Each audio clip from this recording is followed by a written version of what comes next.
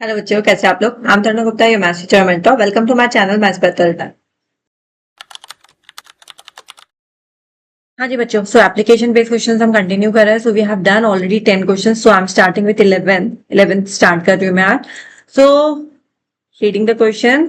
So angle of elevation of the top of a tower, the angle of elevation of the top of a tower 24 meter high from the foot of the another tower the same plane is 60 degree. Fine. तो मेरे पास में एक क्या है, top of the tower that is 24 metre high. ये मेरा 24 metre high है, ठीक है। अब क्या बोल रहा है, another tower the same plane is 60 degree और एंगल ऑफ एलिवेशन बन रहा है। यहां से अगर कोई एक और टावर है मेरे पास में यहाँ पे, ठीक है, तो ये यहां से लेके ये वाला पॉइंट क्या बन रहा है, 60 डिग्री। क्या बन रहा है, ये वाला एंगल 60 डिग्री, ठीक है। इस टावर को भी हम बड़ा कर देते हैं, this height दे देते हैं इसको, ठीक है। this is h. the angle of elevation of the top of the second tower from the foot of the first tower is 30 degree. अब क्या बोल रहा है ये, the angle of elevation of the top of the second tower, top of the second tower from the foot of the first tower, from the foot of the first tower that is 30 degree.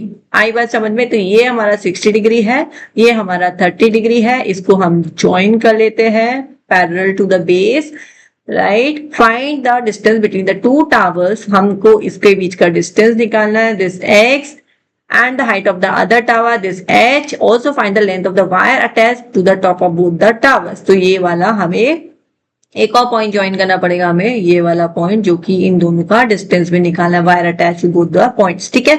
तो ये हमारा figure बन चुका है, fair ही है figure, ठीक है। आप लोग इसको थोड़ा सा एग्जाम स्केल की हेल्प से बना के आइए। मैं इसका नेमिंग कर देती हूँ, A B C D E and this is, ठीक है। हो गया सबका naming. Fine, let's start the working, ठीक है जी। अब हमें एक एक करके एंगल्स लेते हुए, ट्राइंगल लेते हुए जाना है। तो let A B and C D be the given tower, let A B and C D be the given towers, ठीक है। ये हमें गिवन टावर्स है। अब हम ट्राइंगल ले लेंगे 30 डिग्री वाला। तो ट्राइंगल ए सी डी लिया, तो ट्राइंगल ए सी डी में tan 30 degree equals to your perpendicular upon base. तो tan 30 डिग्री आपका 1/√3 होता है। डीसी आपको h दे रखा है, एसी आपको x दे रखा है, राइट। तो यहां से हम इसको क्रॉस मल्टीप्लाई कर देंगे तो x हमारा h√3 आ जाएगा। तो this is my first equation, ठीक है जी। आप ट्राइंगल 60 डिग्री वाला ले लेंगे। तो in triangle BAC, in triangle BAC, tan 60 degree equals to your perpendicular upon base. tan 60 degree आपका √3 होता है। AB आपको 24 दे रखा है, AC आपका x है। तो यहां से आपके पास में x का वैल्यू आ जाएगा। तो x का वैल्यू क्या आ गया आपके पास में, 24/√3। यहाँ पे आपको रैशनलाइज करना पड़ेगा, एज आई सेड नीचे हमें डिनोमिनेटर में रूट नहीं छोड़ना है। तो ये 24√3/3 कैंसिल, तो ये आपका आ जाएगा 8√3, ठीक है। यूनिट क्या दे रखी है वो देख लीजिए, देख लेता है, चलो साथ में देख लेता है। तो यूनिट हमें मीटर में दे रखी है, तो ये मीटर हो जाएगा, राइट। तो हमारे पास में यहाँ पे क्या आ चुका है, x आ चुका है, जो कि क्या था, distance between the both the towers.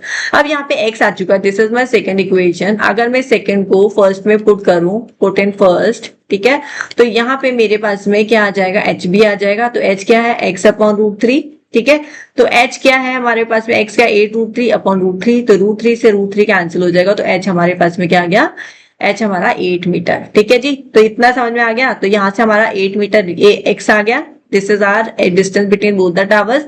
ये हमारी वैल्यू आ गई, x की वैल्यू हमारी आ गई थी 8√3 मीटर, राइट। और h हमारा आ गया 8 मीटर। अब हमें इनका बीच का डिस्टेंस पूछा है, तो इसके लिए हमें क्या लेना पड़ेगा, पाइथागोरस थ्योरम लेनी पड़ेगी। ये वाला, ये ट्राइंगल लेना पड़ेगा और पाइथागोरस थ्योरम लगानी पड़ेगी। इसका डिस्टेंस हमारा क्या हो जाएगा, 24 - 8 कर देंगे, दैट कम्स आउट 16। और ये वाला बेस हमारा x था, जो कि हमारा 8√3 था, ठीक है। अब यहां से हम लगा देंगे Pythagoras theorem to take out the value of the wire attach to both the top of the tower, ठीक है। तो यहां से हमारा AD क्या हो जाएगा, AD equals to root of square of 16 का स्क्वायर बताया था मैम ने, और दूसरा नंबर क्या बताया था, 8√3, है ना, 8√3 का स्क्वायर, राइट। तो यहाँ पे हम इसका रूट ले लेंगे, अनस्क्वायर कर देंगे। 16 का स्क्वायर इज 256 एंड 8 का स्क्वायर 8 8 64, 64 इंटू 3 192। इन दोनों को ऐड कर देंगे, ऐड करके आ जाएगा 14 3 4 4 8। ठीक है जी, अब 448 है ना। अब 448 को आप स्टैंडर्ड फॉर्म में लेके आइए, तो यहाँ पे 8 8 64।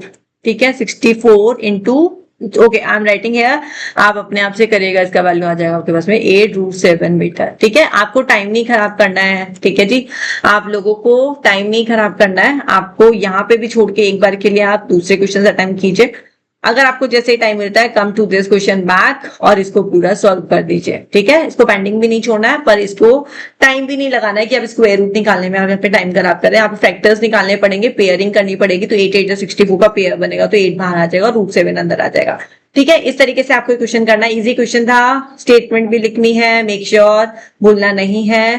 सो काफी सारे क्वेश्चंस मैं आपके साथ में कर चुकी हूँ, तो आप उन्हें देखिए, समझिए एंड गो थ्रू कीजिए again before your board exam. सबके लिंक आपको नीचे डिस्क्रिप्शन पे मिल जाएंगे। इंपॉर्टेंट क्वेश्चंस करवा रही है मैम आपको, तो आप भी करके जाइए साथ में। ठीक है, चलो वीडियो पसंद आया तो लाइक एंड सब्सक्राइब करना ना भूलिए। Thank you, bye bye.